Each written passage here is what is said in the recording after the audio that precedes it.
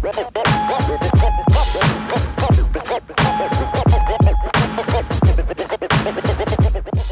this is Power Card, aka Project Pat, and you're listening to the Baltimore Beatdown Podcast, the best Ravens podcast on the planet.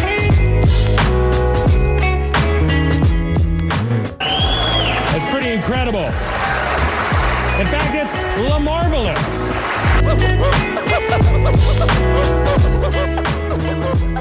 Thank you, guys.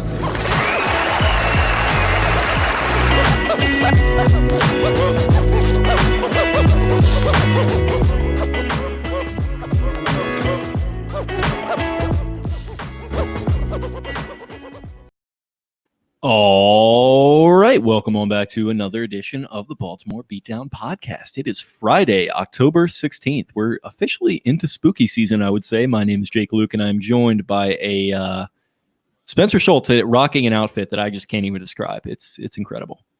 Clashing and bashing, baby. We got the red, the tie-dye rainbow, all the good stuff coming out. I feel like I'm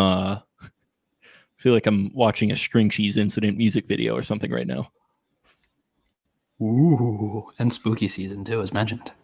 Yeah, I mean, this is we're just firing on all cylinders right now. You can just tell. I like your 1057 sweatshirt on too, by the way. Used to rock the hell out of this bad boy doing events at 4 a.m. at Royal Farms and we're in White Marsh Mall skating rink and all over the place. Some fun times. 1057 had some fun people there. Probably still does. Definitely still does. Absolutely still does. We had, a couple of Baltimore Beatdown people there at one point, and it's, big friends of 1057, I would say. Got the follow from Jeremy Kahn on Twitter the other day, so that was a decade-long dream of mine. So thank you, Jeremy, for that. But yeah, how you doing, bud? You're still coming off the COVID a little bit, it sounds like. How's that whole situation going? I think I'm good. I just did another lab test, so hopefully that comes back negative. Bronchitis. So they gave me an inhaler and some antibiotics and that good stuff. So I got a little rasp on still, but I'm okay. I'm work with SIS tomorrow. They've been gracious enough to allow me to take some time off while I was sick and let me ease back into things. So I'm working and twerking again, and hopefully I'll be back to my normal self soon. I always get sick around this time of the year. You said offline, I think last time. You do too. Just when it gets cold out, gets cold. Yeah, it was one of those things where the weather went from I think probably in the 80s on last Wednesday, and then it was back down into the 60s within a day. That got me big time. I was dealing with allergies, pretty bad. I was, maybe some fears of COVID. But yeah, it was, it wound up not being that, thankfully. So, I'm back in action in full swing of things. It sounds like you're getting there. So that's certainly a good thing. And as we head into this weekend against these darn Philadelphia Eagles, it's we're hoping to be full steam ahead here. So these doggone Philadelphia Eagles, it's going to be a fun one. For sure. So before we get into that, we wanted to cover some stuff. First things first was a little bit of news and didn't have this written down initially, but it was coming across the wire right before we started recording, basically, maybe an hour or so before. Ravens, long time, I don't know if I'd say enemy, but they're very familiar with this guy, Le'Veon Bell. Nemesis. He's a nemesis. He's a nemesis, yeah. But then there was some love when he clearly wanted to come to Baltimore to resurrect his career after an off year. So it's an interesting relationship they have with Le'Veon Bell. I think he's going to be firmly back in that enemy category after signing with the Kansas City Chiefs to go and chase that Super Bowl ring. Yeah, it's going to be a nice addition for them. They pick up a better goal line back, I think. Seemed like Clyde had kind of struggled just a little bit in those big box situations. I think he's a really back, but a very, very tall dude. So if he's not able to squeak through, whenever you kind of even saw it in the Ravens game a little bit, if a big lineman can kind of get a hold of him, he just loses weight there, but he's able to use his smaller stature to kind of pop in pads of linebackers and DBs. A very contact-heavy guy in the open field, but Le'Veon's going to be a great goal line back for them. Definitely an improvement over whatever their backup situation is. So I don't think it's going to be some, oh man, the Chiefs got Le'Veon. Wow, the rich get richer. but they do just a little bit. They very wisely continued to invest in Johnson more so. Their stock is just keep slowly going up over time, and it's a good fit for them. They did lose Kelechi Osemele, which is so unfortunate. He had like a horrific injury past weekend, so he'd been playing well, kind of setting the tone up front. Ravens fans know him. Raiders fans know him. Jets fans hate him. So a disgruntled former New York Jet heading over there in lieu of Kelechi Osemele's injury to see what they can do. Should be fun to watch unless they're playing the Ravens. Yeah, no doubt. And I mean, talking about a guy who is going to fit into that offense, I mean, this was a guy that it's easy to forget was regularly lining up at wide receiver for the Steelers, doing a lot of stuff off route trees, lining up out wide and in the slot.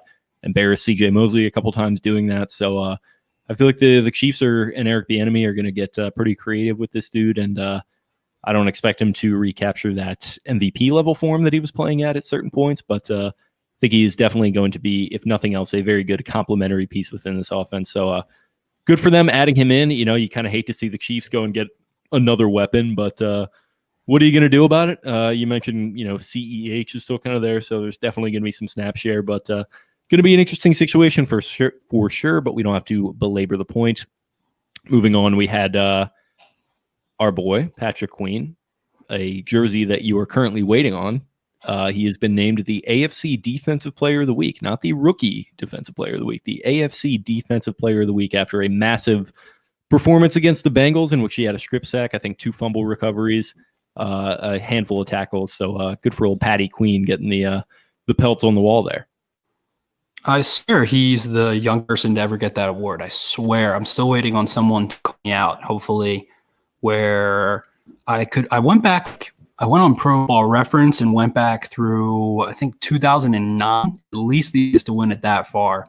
Devin Bush won it last year, but he's a month older than Queen, and he won it in week 6, the closest I could find. But yeah, we see Queen come into form. You hear Martindale at his presser today, the coordinator, speaking about his preseason essentially being over and expecting him to, really start to scratch past the tip of the iceberg, that old quote everybody loves to use. So I think that's so true. We've seen some of the things he did at LSU. We've seen him able to diagnose against some gap run designs very, very well, fill gaps. He's been able to tackle pretty well for the most part. So those are both strong. I think he's still getting a foothold on how to really win coverage and how to be effective. Seems like he was doing a little bit too much, play fast as rookies sometimes do, and just kind of not really thinking and letting the play come to them and just doing their assignment. And that's where you see some rookies struggle. So a little bit of struggles in coverage, but I think he's starting to round out. And then when he blitzes, man, I tried to whistle and it didn't work, but hair on fire. There we go. Yeah, he comes in hair on fire, that old cliche, and he f***s Joe Burrow up from behind, pause, very badly. That was a big hit, straight #back shot to his old teammate. Also just did not give up on that play. Like, he got overrun a little bit by the tackle. He I think he might have even left his feet, and then he hops back up and just comes back there, and he goes full Marlin and just punches that football out. So very, very nice job there by Patty Queen picking up that pelt on the wall, like I mentioned. So good for him. Moving on, we have coming up on Sunday, history is going to be made. Sam Koch is going to make history on Sunday, suiting up for the Baltimore Ravens for the 230th time. He will surpass Terrell Suggs at 229 and Ray Lewis at 228 as the most tenured Raven as far as games go throughout franchise history. So good on old Sam Koch there. It's crazy that he's been in the NFL for so long now. I feel like Dave Zastidle wasn't that long ago, but it was. It was, 15 years, I think Koch is in. Yeah, so I guess it was like kind of decade to decade. I think there were a couple other guys in there other than Zastidle. Maybe I'm wrong, but Kyle Richardson. It's been Koch a little bit before the 2010s and then all throughout them. So he's been there that whole time, played in pretty much every game. So he's been the epitome of consistency. Ravens former special teams coordinator Jerry Rosburg called him the greatest holder in NFL history. And he's given us no reason to think that anything otherwise. The very few errant long snaps he has flawlessly put in front of whoever's kicking the ball and Justin Tucker for the last few years. So that's an underrated part of his game. And I also recall Rosberg saying, or maybe it was Cook himself, that he has 19 different punts, different angles and drops and things like that, and ways of kind of making the ball spin. I remember Cordarrelle Patterson a few years ago talking about how he'd never seen a ball knuckle in the air the way that Cook made it. So some weird stuff that we don't really notice when we're watching the game on TV or things like that. But Cook has been about as good as he gets as a punter and even better as a passer somehow. So been awesome. Congrats to Sam Cook this weekend. Better as a passer. Yeah, it's interesting. And I think for more insight on that, I don't really hesitate to give other people's work a shout out if it's worth it. And I think our guys over at the Exit 52 podcast did a really good job talking to Morgan Cox in an episode that dropped today. So go ahead and check that out for some more insight on the Wolfpack there. There's some really good stories they got out of him and some good Cook stuff too, and sort of his preparation and how maniacal not only he is, but Tucker is. It's an interesting kind of crew that they've got going there. And how long those guys have been together. If you think about it, I mean, you talk about Cook being around for a while. He's the most tenured one. Tucker's been around for 8 years. Cox has been around for 9, I think. So like, it's pretty insane that a special teams group, you don't even you think of these guys as like these sort of wayward journeymen that are just kind of trying to hang on to the back of rosters. Maybe not at these positions necessarily, but I mean, it happens a lot of the time. And these guys have just been together for almost a decade at this point. It's pretty wild. Very impressive. I think Cox is, been spot on as well. Three of them just really have something special going on, have for quite some time. I mean, Tucker came in, won a Super Bowl as a rookie kicker, kicked some big, kicked a game winner in overtime and double overtime in Denver. All kinds of great stuff coming out of that group. Cox has been a sneaky tackler, I think, on special teams. Gets down. They talked about that today, how he only has like 3 tackles or something in his career. And he's like, never mind that. No, it was actually more than that, because he was like, yeah, I have like, and I don't want to be like quoting their pod verbatim or anything, but he's like, yeah, I have like 9 tackles in 11 seasons. So I got to really bump those numbers up so I can average 1 over the course of my career every season. Those are rookie numbers. Got those numbers up. Got to bump those numbers up, man. All right. Exactly. Mm-hmm. And so Ravens teams, overall, you have to give credit to Jerry Rosberg, the maestro. And last year, Chris Horton took over in his first year, and it was a good unit still. Back to that dynamic Turner that it kind of feels like Duvernay has become a little bit, and Prochet as well made any egregious error knocking on the old wood there. But he has started to really cement himself, and it feels like he's a guy who's going to go somewhere in this league. And as he's so young and has NFL experience, could become a head coach in the next 5 years or so, especially under really well-respected coach from a well-respected franchise throughout the league. So definitely love the Ravens, especially first in DVOA right now in Football Outsiders. They are blowing everyone else out of the water. I think it's like at least 10 in DVOA. Positive that the Ravens special teams has been. So nice to see them back into that Jerry Rosberg type of efficiency and performance. And it's been silently, a little bit of a separator for them, I think, over other teams. It's taken some time. I mean, it wasn't perfect, last year under Chris. I think it was his first season. So this is his second here, and it looks like he's starting to make his stamp. You've got the return touchdown by Duvernay. He's looked strong at kick returner. Outside of that, you've had Prochet looking strong at punt returner quietly, I think. And you've got all the old stalwarts there at Gunner doing their thing, Koch and all those guys. So, yeah, no good to see them more yet. No, yeah. I mean, that's another piece of the puzzle that you're going to be able to plug in. He's probably going to be scoring touchdowns and downing punts as soon as he's back off of that finger injury. And they've really gone out of their way to hang on to him. So you certainly hope so. But we'll see what happens with that. Moving on as far as news is concerned, our last piece was related to this upcoming game. Jim Schwartz, Eagles defensive coordinator. He's a Baltimore native, Mount St. Joe's graduate, I believe. He's been around the league for a while. He was the coach of the Lions for a couple years.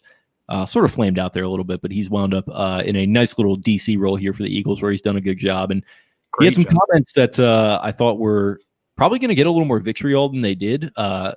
There probably was some in our buddies over at Chiefs Kingdom were, maybe losing their minds over this, but I didn't really see too much hatred by his comments on, I forget the exact day, but his comments about Lamar Jackson probably being the most dangerous player in the league.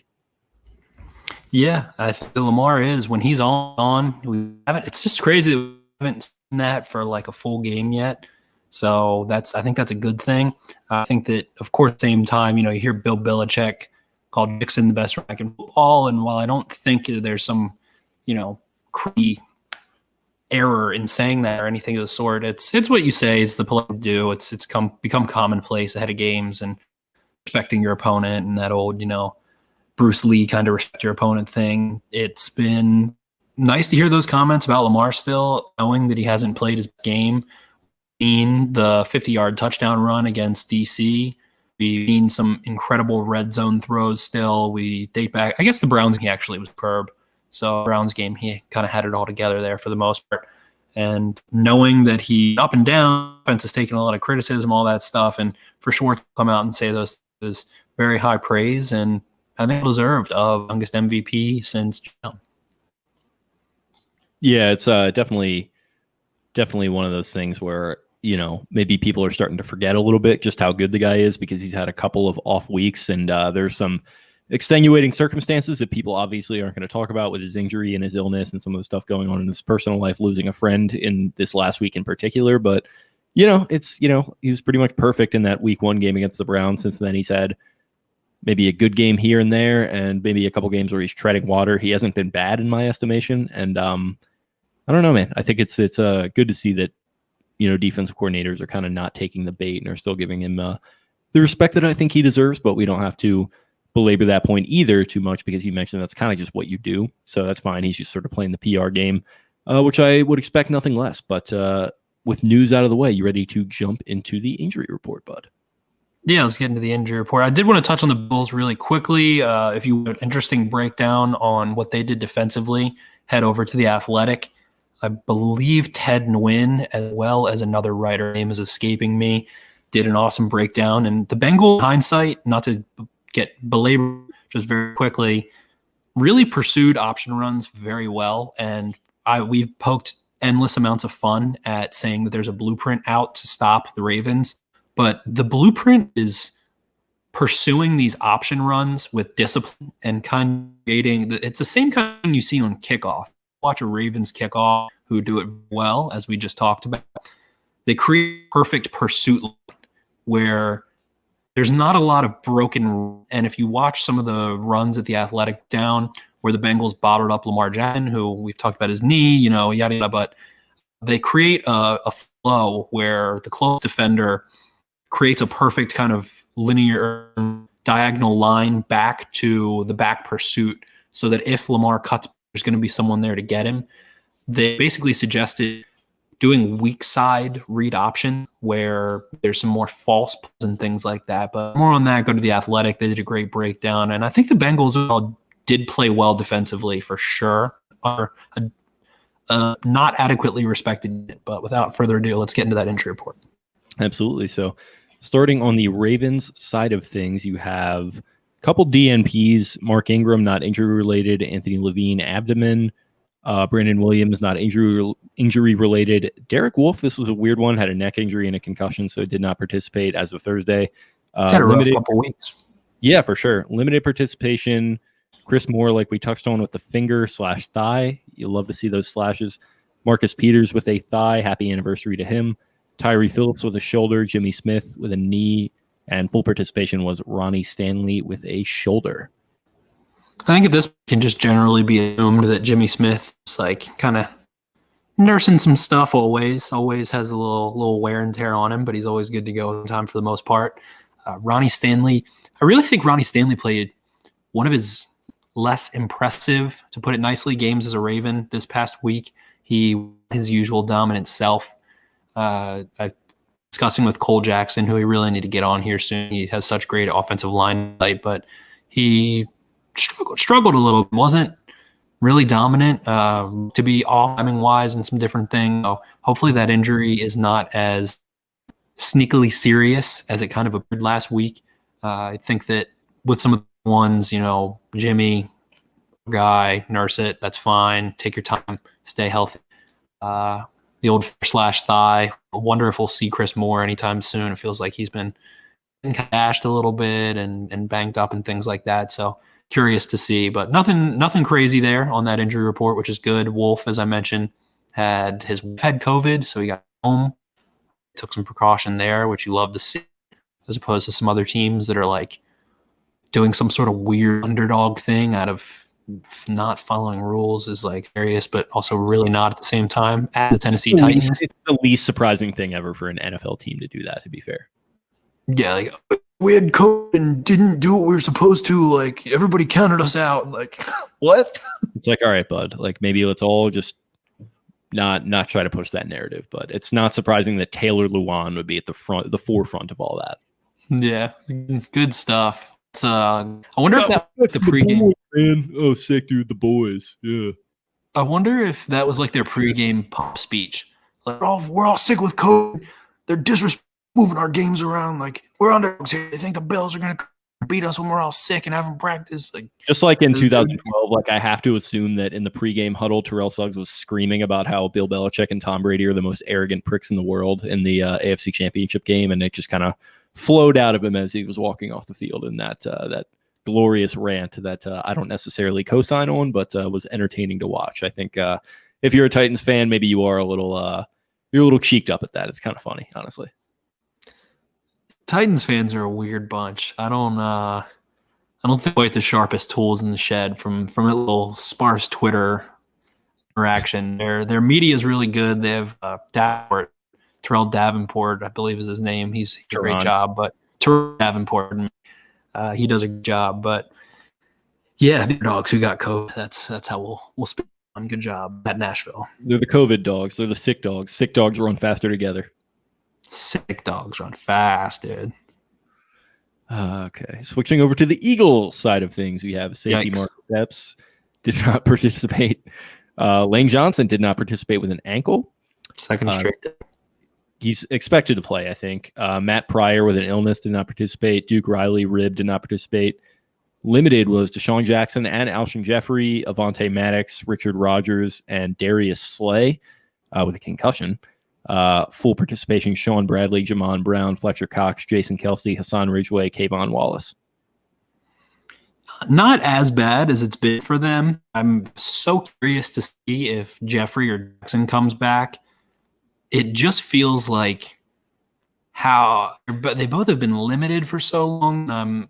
Don't speculate and say they're gladiators. Both guys have done so much league, but it's kind of weird that they've been limited for a while and not able to really get it going. I'm not sure, but I'm curious to see that. And curious to see if one of those guys plays, because the emergence of Travis Fulgham, who into and you were chopping up on Twitter, the lack of Jalen Reagor also available, and Greg basically being a convert who's done an admirable job. It just feels so strange for Carson Wentz trying to figure out these things, and so insane how Travis Fulgham in the last 2 weeks, highest receiver in all of PFF, off the street, bounced around practice squads and stuff, come in and just dominates. So it would be a little bit more curious maybe if suddenly Deshaun Jackson is healthy and ready to go, but it feels like Jeffrey are just nursing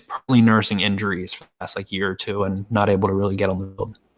Yeah, you almost want to get a little galaxy brain with it, but it's kind of hard to, because you have to imagine with the way that Wentz is just getting sent out there without his M1 Garand and just getting absolutely fucking fired on by the Nazis.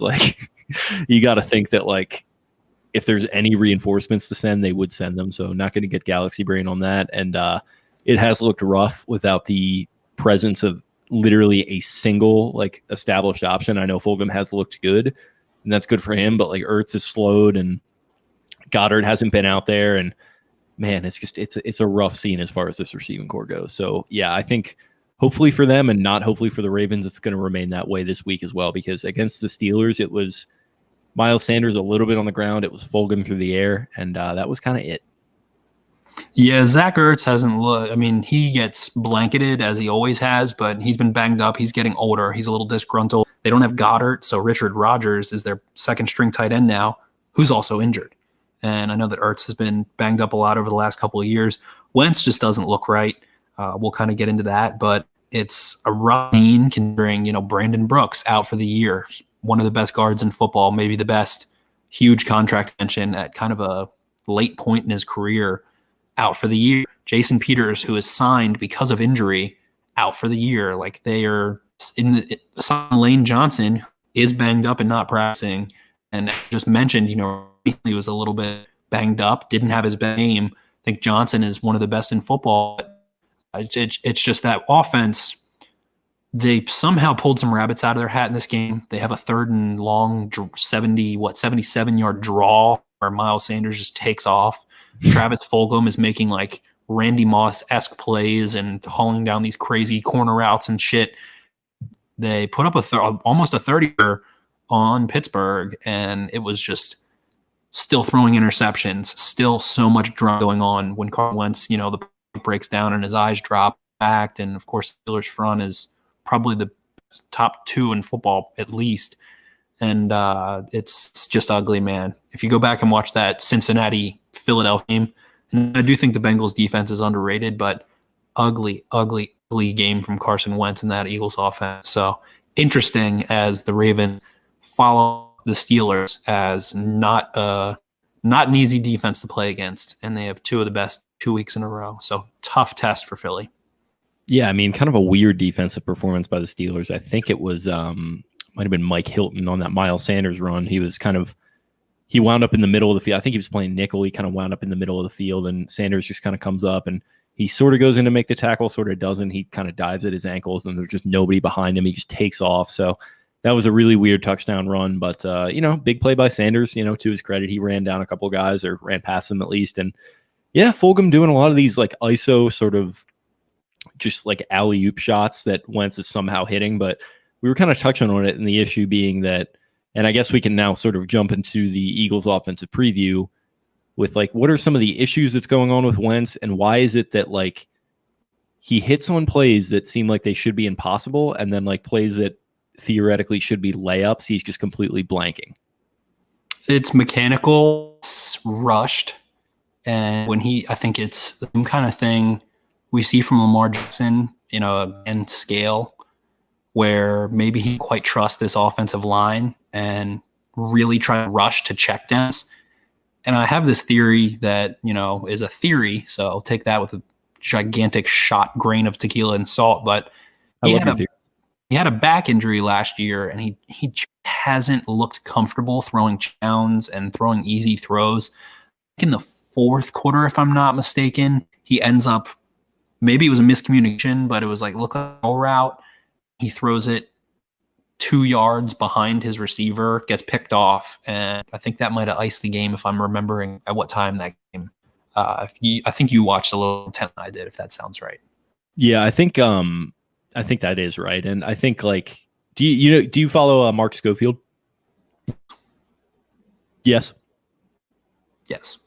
Yeah, sorry, you lagged a little bit, but he I'm doing a little work for the dossier, and he did an article I think back in week 3 about what's going on with him, because he struggled through the first 2 games. Obviously, he still kind of is, and there is definitely some mechanical stuff going on with him. And it starts sort of the way Schofield broke it down was, if you look at his left leg when he throws, like particularly in ones where he has wide open looks and he maybe should hit them or get closer than he does, and he's throwing picks on some of these plays and kind of making them look way harder than they should. And what he does is he gets up and he basically gets ready to do his motion where he's going to throw it. And what he does is he snaps his left leg, his plant leg, so that it's fully straight for some reason. And like he plants it with it fully straight in the ground, and that's preventing him from fully rotating and getting all the power he needs behind it. And the ball kind of dies on him in the air. And I think, I don't know if Mark says this in his article that I was reading, but for me, like that's the knee that he injured. So maybe he's trying to like generate more force by like plugging it into the ground harder. And then he's obviously probably not rotating his back as well as he used to with that back injury from last year. So I think there's just, to your point about mechanical issues, I think the injuries are maybe starting to pile up a little bit. And then obviously that's going to play into confidence a little bit, and they're going to play sort of into each other in this negative sort of vicious circle that you're talking about. So I think there's just a lot of stuff that needs work right now. Some of it physical, some of it mental. And I think it's going to take more than a few good games out of him to make that happen. It's probably going to need to take at least another off season. Yeah, and you think about guys like Andrew Luck and Cam Newton and bigger mobile quarterbacks that have taken abuse and delivered abuse and sustained some of these injuries. And like you mentioned, who's an NFL player, Joey Bosa. Joey Bosa this past week, they asked him how he felt, you feel % or whatever. And he said, I don't think I'm ever going to feel 100% again in my life. And that goes even further when you're a quarterback who has a very fine motor skill, different mechanical, necessity to be able to work with, where it's not just that body, but it's a learned skill. And mechanically, whatever, you guys understand what I'm saying. I'm not wording it all, but he going to kind of relearn how to throw a football in a different way that might accommodate some injury, some, limited mobility, some of those things, with a combination of, rehab and surgery and those things. And if you watch Cam Newton throw a football in 20, he, number one, prior to him having to sit out everything, highest average, I think he still does, but had the highest average velocity per throw on a garden of Matt of EA Sports tweeted out. He has, I think he has access to PFF there or something. You watch, he does like football in 20. I think so. Yeah. Yeah, I think he has their ultimate subscription, so he gets some of the advanced metrics that they don't make available to their customers. But he is throwing shit out of the football, but it looks different than it used. And we saw Andrew Luck kind of adjust after injury and be successful again as a thrower and able to over things. Well, I think that Wentz's problems aren't shoulder like Newton's and Luck are, so there's a little bit of difference there. I mean, think about Ben Roethlisberger, who they just played. It took him 18 months, that whole freaking documentary about basically how shitty he was and how much it took for him to have to get back to the point where he is. And he certainly doesn't have the same zip on the ball that he used to. So it's be a long journey, like, for Wentz to try and learn and fit out. He's a young guy. He has a ton of money in it to be able to go get whatever he needs. So feels like the Eagles, while they're scrappy as hell and proved that last year and beat a healthy Cowboys team going to the postseason over them and then being completely overmatched against the Seahawks. But they're a scrappy team. I feel like they're still a well-coached team. They're capable of executing on offense. And I don't think I'm going to see an Eagles team that's kind of laughed on as easy of a game as the Ravens have had over the couple of weeks. I think it'll be more similar to maybe the Texans, where they still are able to execute to an extent of experience. They just are beat up and don't have the rights right now and are not necessarily matched the same way. But like in terms of coaching and things like that, you can laugh at Brian, whatever. But I think kind of similar to that game where the Ravens, at least the offensive side of the ball and probably on the other side as well, are just able to kind of overpower them with talent and playmaking ability, where the Eagles still will keep it within reason. And I think it'll be tough. They're dead, man. Wentz is trying to prove stuff. They're backed against the wall, but they're not out of any sort of race. It's early. The Cowboys have 2 wins and no Dak Prescott now. So division is what it is, and we're going to see a scrappy out of Carson Wentz. Yeah, I mean, and I guess we've done enough on him. Outside of him, I mean, we've sort of already touched on it, but who do you think would be the player to sort of watch on this offense? I think Sanders is obviously a guy who's up there. We've touched on Fulgham a little bit. Who would you kind of be keying on if you were Wink Martindale? Just making Wentz make mistakes. We talked about Wentz, obviously the run game, but it feels like the Ravens' run defense is so unbelievably strong and rallies to the ball so well and respects other teams' ability to run. They put so much money and resources into getting a better defense. Calais Campbell, Derek Wolfe, Matabuke, Harrison. They bring Ford back. Chuck Clark is good in the box and in the box a lot. It just feels like they're going to be able to down Miles Sanders for the most part. I know that Eagles teammates of Miles Sanders kind of talk about how he could just play wide receiver. I think that's true as well. He's an outstanding route runner, dangerous after the catch. He has breakaway speed. He has that returner, open field ability, and he's dangerous. Fulgham, you got to keep him. It feels like in the past he's been the guy, and he's been able to produce at an extremely high level. And while he comes in, is able to take defenses by surprise, and maybe that won't happen after another week of film, yada, yada. He's just making plays all like a madman. He's Chris Brown. He is understanding where the sticks are. We saw him convert 3rd and 17, I think, earlier in that game, where he runs to the sideline, runs like that kind of route, and is just past the sticks. So it's really, the game plan is to just attack that offensive line. They have Mailata, younger guys in there. They have Jason Kelsey and Lane Johnson probably. So 2 experienced guys, but other than that, there's holes in that line. We're going to see the blitzing get Wentz off his spot, and he hasn't been as accurate as usual. So it's just coming at him, the noise again for the 3rd straight week, really trying to roll the passer against a kind of beaten up offensive line. So it feels like they can necessarily change it, but if you let a guy, Travis Fulgham, eat, then Eagles will keep themselves in it. Yeah, it kind of feels like he's playing like they want Arcega-Whiteside to, or wanted him to. Sort of that physical possession type guy who can go up and make, tough catches. And yeah, I mean, credit to him. He's doing a nice job. He sort of broke out in that 49ers game with the long touchdown, and then he had a ton of big plays against the Steelers. I mean, it was kind of a fun watch. I didn't even because I watched a little bit of that Niner game, but like when I went down and watched the tape of the Steelers game, I was like, who is this 13? Like, is that Fulgham guy? It was like, Jesus, like this dude's legit. I mean, he's definitely a player. I don't know like to what extent he's going to stick around, especially with some of these other guys maybe starting to rotate into the lineup again. But yeah, he's definitely doing a nice job. And I'm glad you hit on that offensive line, because it's looking rough, and particularly without Lane Johnson, who I think I wrote in the dossier, he's the only guy, on PFF. You mentioned how much you like their O-line grades. I'm kind of the same way. He's the only PFF or lineman on their offensive line graded above a 70 by PFF with a 70.9, and he's like got an ankle issue. So this offensive line's, looking rough, and this defense on the Ravens, they obviously did a nice job getting after Joe Burrow. What is going to be the recipe this week? Is it just kind of sending 4? Or are you sending extra guys like Wink likes to do usually? What do you think? I really liked what they were able to do with the DBs, but I think that against Wentz, who has seen more than Burrow, we're not going to see the onslaught of DB same way, where you can really just kind of rely on Humphrey to Kyler in the slot, and that's the Eagles' offensive line is better. The Eagles better coached. Their offense is more competent. They have a more experienced passer. I think we see that toned back just a little bit. Chuck is still going to blitz. Deshaun Elliott's still going to blitz. Marlon probably a couple times as well. But you want to use Judon and Bowser and put them over the A gap, drop them into coverage still. I would like to see what this 4 pass rush, and we're not going to ever really see that a ton, because Wink is philosophically a blitzer. He wants free rushers.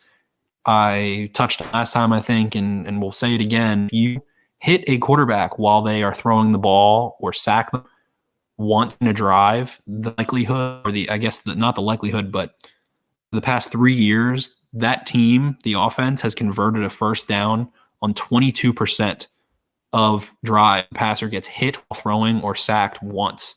So it plummets 57% down to 22%. If it's just hit while throwing, it's 30%. If it's sacked, 20%, I think, something like that.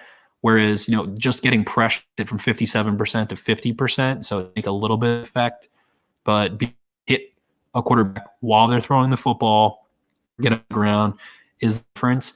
And now that we've seen, Mahomes able to do some things, the Ravens have played 6 straight pretty mobile quarterbacks. Dwayne Haskins is not ultra mobile, but he's young and athletic and was able to kind of roll out a little bit. So I think this is like a good pursuit and a streak of Ravens edge rushers and everything being tested pursuit-wise, and kind of having a controlled pass rush while trying to win your block beaten. So again, Wentz, a guy who makes plays, he's great while throwing on the run, always has been, always will be. As that playmaker, but he's been turning the ball more. So let's see Pernell McPhee, Calais Campbell, Judon, Bowser, those 4, and maybe 3 or 2 of them in combinations with Wolf if he's available, Gay, Ward, and whoever else they can kind of put inside there. Let's see what they can do. Let's bluff. Let's see what they can do. Drop more into coverage. Let's really pick hard underneath. So maybe bluffing a little bit more than blitzing, but giving those exotic looks. The deep ball was there against Steelers. Wentz missed and hit on ball as well. So keeping Deshaun and Chuck Clark them back and making sure, maybe you're not complicating what Marlon Humphrey's doing too much. I would like Marcus Peters in coverage a lot, especially on the outside. Well, it's going to be on the outside. They don't use him in the slot, but on the outside, don't use him in that deep, soft cover 4 or cover 3 or whatever, where he kind of gets beat. Keep it covered 2 responsibility for him. Keep him in the flats, keep him shallow, or ask him to man. Otherwise, they do have some receivers in a weird way where he can beat you. And Greg Ward has done an okay in the slot, so I guess we'll see Marlon Humphrey in there a good bit. And it feels Jimmy Smith is just going to be on Ertz and try and make Ertz's day a living hell. He did a really good job on Travis Kelce, which surprised me against the Chiefs. He really was sticky on Travis Kelce, able to get in his grill and force him incompletion. So I think that he'll kind of neutralize Ertz, who is nowhere near as effective as Kelce. And this Ravens defense is probably going to force 1 or 2 turnovers and get a little bit of pressure, stop the run, and Wentz is going to have to beat them. Absolutely. And I guess switching over to the defense, I mean, looking at them a little bit, I haven't finished the dossier and I haven't done that defensive side yet, but who is the first player who kind of jumps off the page scaring you? I know Fletcher Cox is a beast. He's been on that injury report a little bit. You got him, you got Darius Slay. I mean, outside of these guys, who are some of the players that you're worried about? Malik Jackson is a big free agent signing. So is Yvonne Hargrave out? I think he is. Let's see. He's been out for a while, if I'm not mistaken. He is. Yeah, I'm not even seeing him on the injury report, so he might be. I don't know if I think he is on the IR. I'm not positive, but Malik Jackson is a guy who sticks out to me. He's did 15 pressures as an interior rusher. Then you add another 15 from Fletcher Cox, who has 2 sacks, 3 quarterback hits. Malik Jackson has 8 quarterback hits at this point. So that is about as good of a inside duo as you can have. Pardon me, in the NFL. They have done an outstanding job so far. Fletcher Cox, one of the most underrated players in my mind of his era, especially defensively and on that defensive line. They're going to test the hell out of Matt Skura. They're going to test the hell out of question mark at right guard, whoever is playing there. I think that maybe Macari or Powers might have shown that they are a little more in tune with the offense than Phillips, but Phillips can have that length and double team and size and whatever. So we'll see what they do there. But those 2 guys, they're game wreckers. And quick pressure up the middle, stop run game, a Ravens run block unit that hasn't been great up the middle. That's scary. That's a problem. And Ravens have not been running the ball effectively on first down, where Edwards is averaging, 4 carry, Ingram 4 carry. And while that doesn't sound awful, it's a lot less than the 5.6 yards per carry they average, considering all runs. So scary, and be able to get some pressure, I think, with those 2 guys. You add in Brandon Graham, Derek Barnett, Vinny Curry, all these different pressures that they have. And it's scary. Brandon Graham has 9 pressures. He's done a great job. Josh Sweat, another player up front. Derek Barnett with 10 at this point. So those guys can get after the passer. They do a good job. They can stuff the run a good bit. Jim Schwartz is awesome at fitting that defensive line, able to get them in the right gap and have strong gap alignment and everything like that. So I think we're going to see this offensive line get a big test. And then again, against Pittsburgh in 2 weeks after the bye, they're going to get another huge test. The Eagles, actually the Ravens as well, and the Steelers are 3 of the 5 teams. It's either 5 or 6 teams in the NFL that have over 100 individual pressures so far. So trial by fire for Phillips or Macari or Powers or whoever they go with there. And it feels like, if someone has a strong performance in that right guard spot against Philly, they're probably going to get stuck into that Ravens offensive line for the rest of the year. And it's basically shit or get off the pot time for whoever ends up playing. I do think it shouldn't be Phillips at this point. I think saw a lot more Macari and Powers at run blockers, especially Powers able to get to the second level and do some things. Had some really nice footwork and able to kind of with pass rushers and his limited snaps. So that's going to be kind of the matchup to watch there. And then Darius Slay's a playmaker, but other than that, their back 7 kind of sucks, to be honest. I'm going to put it pretty bluntly, and it's going to be interesting to see how they handle the Ravens. To the point of the offensive line, we saw a lot of experimentation last week. If you're the coaching staff, how much of that are you doing? Because I feel like in a game like this, against some of the dogs they got up front, I probably want to take a game plan and stick with it, at least at first. You mentioned like Macari, maybe have him lock down the job there at guard. And obviously, you know, there's still going to be some fluctuation probably to some extent, but like how much do you think they're going to go into it and just say, we got the guys that we need, we have the horses we need for this game? Or is there still going to be some sort of little experimentation going on? I would be pretty shocked to see them rotating against Koch and Malik Jackson and Brandon Graham and those guys. I mean, Brandon Graham will stick his nose in there a little bit, kind of that 4 inside shade. I don't know how much 3-tech he plays at all, if he does, but they're going to, if the Ravens are doing some sort of rotation and that is not allow offensive line to find continuity and find rhythm and understand where the man's be between Skura and Brown and working like that, then they're going to get freaking whooped, man. Feels like Powers might be the best run blocker a bunch, and I think knowing what he was able to do at Oklahoma as a packer as well, the anchor that he's able to bear down in the pass pro game makes the most sense to me. I do not know why he's kind of the third option. That makes sense to me, but rotating does not sound like a good idea. If someone's getting their ass whooped, and if it's Macari gets ass whooped and you're not confident there, then I think that's grounds to switch in Powers and stick with Powers the rest of the game. If they want to go with Phillips, so be it. That is trial by fire. He learned to play inside, which is a little bit different in those pitches. This offseason, it feels like, as he played tackle primarily at Mississippi State. I don't know what the best idea is, but to me, it is Ben Powers or Murray and sticking them in there, letting them go. And I'm worried about Skura. I think that we're seeing Skura at about 80% of last year. He can't really finish blocks as well. He's not sustaining blocks quite as well. And I don't know if the Ravens are going to be, if they can do the perimeter, make more sense, rely on Bill and Ricard.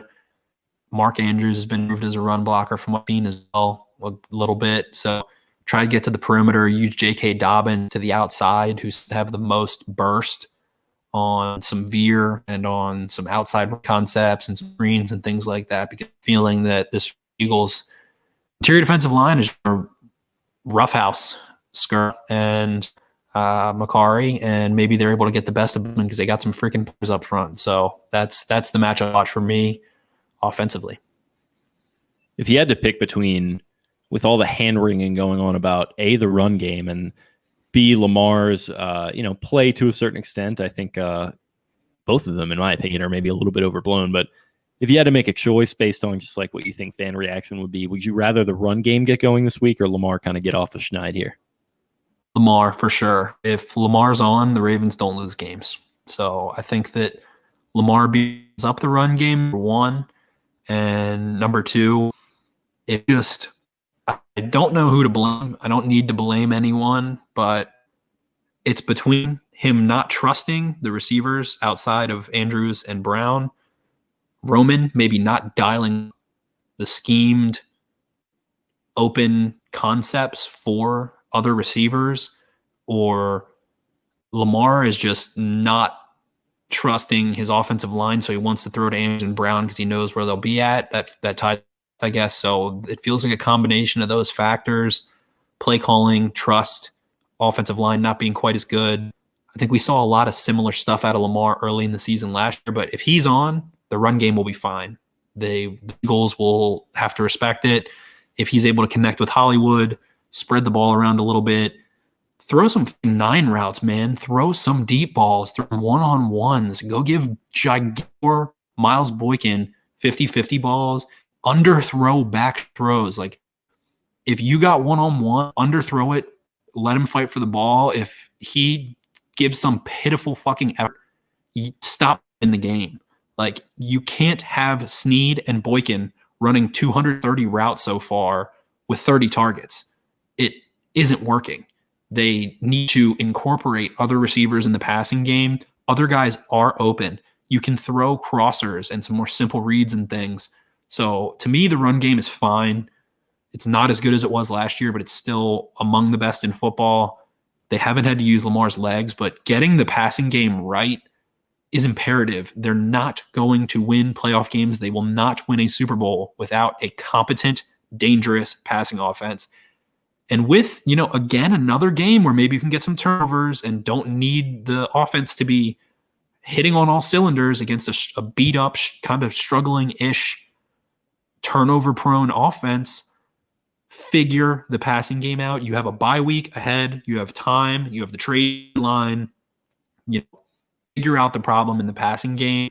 Less vertical stuff, a little bit, check down, get Lamar, find some quick Snead, use screens, Duvernay underneath, whatever. J.K. Dobbins, throw him some quick checkdowns. Let's see if he can go get 8 yards, whatever. Get the passing game going. Everything else falls in place. Running the ball enough, in my opinion. They are running the ball enough, in the opinion of many football analysts. Next Gen Stats has them running the ball over expectation. Harbaugh mentioned they ran the ball 20 times on first, second down. It was 11 on first down, and they didn't go well. So run the ball a little bit. I think use Dobbins on first a little bit more, explosive ball to the outside, and get some quick passing going. And if it's not working, then find some other guys, stick run game, whatever, win the game on defense. Maybe this is a lower scoring game than anticipated, something like that. But get Lamar right, get him clicking ahead of the bye week and figure it out. Yeah, to me, it's kind of boils down to exploit the athleticism or lack thereof in this linebacking core. Like, if you 100%. watch that game, the Steelers were going east-west every other play, and it was working. They did like at least 3 end-arounds by my count, and they all worked. Like, they all at least gained first downs. They had a touchdown to Claypool in one of them. And it just, like you have the personnel for that a little bit. You got Hollywood and Duvernay as these sort of spark plug receivers that you can do end arounds to. You have 4 different running backs that all serve 4 different purposes that maybe you can bluff one way and then pitch it to the other one. It just kind of goes side to side and exploit this defense a little bit. Maybe a little levels concepts and stuff like that, where you have like one receiver going intermediate, one deep option that Lamar can kind of default to one or the other. And I feel like that's going to be a way to maybe get Boykin going. He had that catch and run on that play action where he was kind of going across the middle of the field on a crosser. So maybe some stuff like that to help him gain some confidence and get him going. But yeah, for me, you talked about doing the 50-50 balls, maybe do a little bit of that, maybe do a little bit of scheme some guys open and let them run against this defense, because the athleticism, I think, as much as there's hand-wringing about this Ravens offense right now, I think they have the talent to outrun this defense. So that will be my approach for sure. But anything else on this matchup, Bud? I think it's a good day for Mark Andrews. We saw the Bengals able to kind of key on him a little bit. He still had a good game, scored a touchdown, had a big touch on 3rd and 14 on the red zone. Nate Garrett, the linebacker who I loved at Nebraska and is playing better than I ever thought he would, but I'm kind of wrong there. I thought he would be a little bit more able in covering. 23 targets, 23 receptions. Nickel Roby, the slaughter, the infamous, I guess just famous, people say this incorrectly, the famous Saints pass DPI, pass interference in that NFC Championship game. 16, LeBlanc, 15 of 19. Avante Addict, 12 of 18. Duke Riley, backer, 8 of 12. Darius Slay, 20 of 30, while Slay has been playing well. And Jalen Mills, 12 of 19. Have anybody playing in coverage well, man. They're 94% completion rate. If I'm not mistaken. Mark Andrews is going to fuck them up over the middle of the field. If you can get him lined up with Gary one-on-one, that could be a house call. We saw Poole in the slot from the Steelers against a cover 2 look, not comfortable sticking one safety deep. So that could open up the run game a little bit theoretically, but give the cover 2 looks. Andrews go eat. They don't have Jesse Bates. They don't have Eric Reed from the Texans. They don't have a true single high kind of guy, while McLeod has been their strongest, safety covered under the middle of the field. Do not have the guys to hang out with Mark Andrews. Willie Snead, I think, over the middle of the field there, get Hollywood in the slot, mix him in, do all that kind of stuff, and take advantage of their lack of ability to cover the middle of the field. I think Mark Andrews could have a 2-touchdown day. That's like the way to exploit the passing game, but that would be great for things to win the football game. But if this is a game where they kind of control things again to a 2-3 score lead, want Boykin and Snead to be thrown the football if they're doing that kind of same thing they did against the Bengals. So that's my end note. Mark Andrews could have a huge day, but what we learn, what does the coaching staff learn? Get other guys touches, use double crossing, switch routes and things like that, switch concepts, mesh, all that kind of stuff. Put Gary in conflict, put Duke Riley in conflict, put the safeties in conflict, read that guy, throw the ball there. I know it's not Madden. I'm not, an NFL guy, but it feels pretty simple against this Eagles secondary to do that. Use Boyle in pass protection at times. Spread the ball around. Let's get this offense kick-started. It's time. I think they will. I don't know how much my score line ultimately is going to reflect that, but I think it's going to look a lot better. I think people are going to be a little bit more pleased this week because I think Lamar is probably, I keep harping on this human element thing. I think he's a guy who takes a lot of this stuff to heart, and when he's getting criticized, I don't know if I'd say he doesn't like it. I mean, who likes to be criticized? But I feel like he responds to it pretty well. So expecting him to respond to it well this week.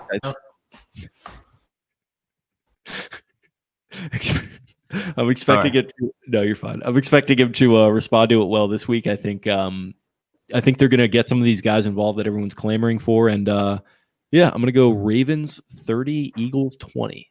A little bit of a shootout, but they pull away. Yeah, I think Carson Wentz can make plays. I think down in the red zone, he's able to do some similar things to Lamar, leverage well, throw into tight windows and things. I think that if the Ravens force two turnovers, this game could get out of hand. But I like that kind of vibe.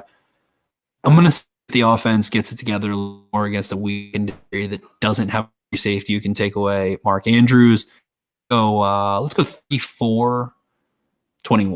34-23. 4-23. That's my prediction. 34-20. Okay. Sounds like pretty similar vibes that we got going on there. But appreciate you joining me, bud, as you're still coming out of the other side of the whole COVID situation. Glad to see that you're very much back on your feet and getting back into the swing of things. So that's good. Your analysis was bang on as always. And glad to have you back with me here for the long run. So this was a great episode, I think. Looking forward to what's going to be, I believe, a very fun game just up the road, I-95. Always fun getting the Eagles, in the mix. Eagles fans are always the joy of the league. So this is going to be an interesting one. I'm looking forward to it big time. Hope everyone listening is. Hope you guys enjoyed this episode. If you did, feel free to subscribe to us. Leave us a little 5-star review. Make sure it's 5 stars. If you have any constructive criticism, feel free to leave that, but make sure you do it with the 5-star because that helps our algorithm. Really appreciate anyone doing that, and appreciate it if you do it moving forward. Make sure you drop us a subscribe on the old YouTubes where we live stream these shows, and keep an eye out for us on social media. You can find us on Twitter at Podcast Beatdown. You can find my personal at Jake Luke. That's LOUQUE. You can find Spencer at Ravens 4 Dummies. That's the number 4 in the middle. And follow the main account of the website at Be More Beatdown. But in the meantime, we'll talk to you guys again probably on Monday morning. Really appreciate it, and have yourselves a great weekend. Von Hargrave did play against Pittsburgh 49 snaps, so that's a correction there. And the last, if you want some laughs, go look at the report Twitter or anywhere of Jalen Hurts playing Lamar Jackson's role in practice. Eagles fan going absolutely apeshit about that one. I always do. Dude, why the fuck did they draft this guy? What the fuck's that all about? He's just going to be Lamar Jackson on the practice squad? Is that why they used a second-round pick on him? Not for nothing. I don't like it. It's glorious. I love Eagles fans. They're pretty sharp. I think them Boston fans are sharp, but if you want to laugh, go on that. Pretty guys. Eagles fans are just Ravens fans, but a little different in some ways. Just a % higher chance of getting addicted to hard drugs or something weird. Well, it depends on where you're talking about, but we don't. That's true. Not light of that, fortunately. So Eagles are just crazy. They're fucking bananas. So if you want to go laugh, go on the thread. I've retweeted. It's on my page. Check that one out. But thank you for listening. See ya. Stay frosty.